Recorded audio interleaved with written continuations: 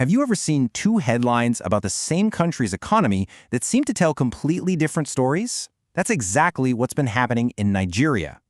One story is about building a massive financial fortress, and the other is about giving people a break. So, how can both be happening at once? Right?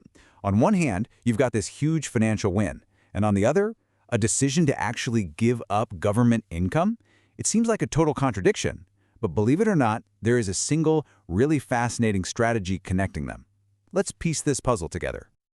Okay, here are the two headlines side by side. You see it, right? The nation's savings account hits this massive new high, while at the same time, a planned tax on a critical import, fuel, is put on ice. One is all about saving for the future. The other is about making today a little bit easier. Let's break down each piece of this, starting with that huge number.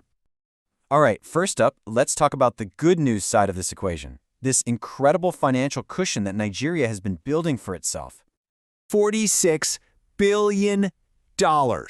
Just let that sink in. According to the central bank, that's the new record high for the country's foreign reserves.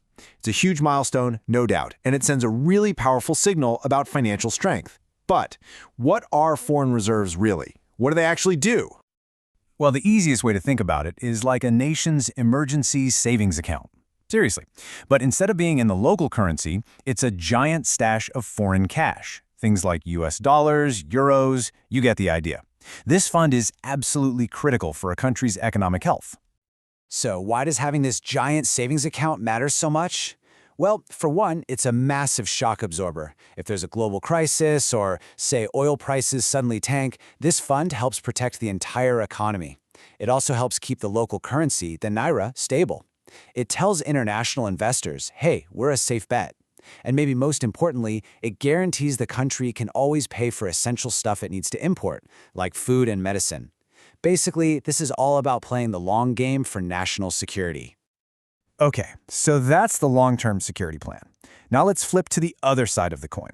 A much more immediate, citizen-focused decision. One that's all about providing some relief right where people feel it most, at the fuel pump. The government announced it was basically hitting the pause button on a brand new 15% import tax for both petrol and diesel. And this is a really big deal, because in Nigeria, imported fuel is the lifeblood of the economy, powering everything from cars to generators. You can almost see the chain reaction that was about to happen, right? The new tax gets slapped on, which means higher costs for fuel importers. Those importers, of course, have to pass those costs on to us, the consumers, and boom, prices at the pump go up for everybody. By suspending that duty, the government basically broke the chain before it could even start. And the reason why was crystal clear. As the Lagos Post Online reported, the goal was simple: easing some economic pressures on the public.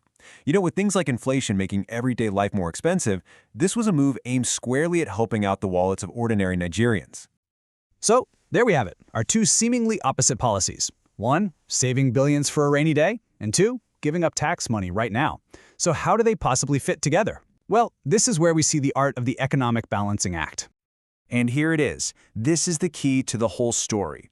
On one side, you have the long-term strategy, building that massive reserve fund to shield the economy from future shocks.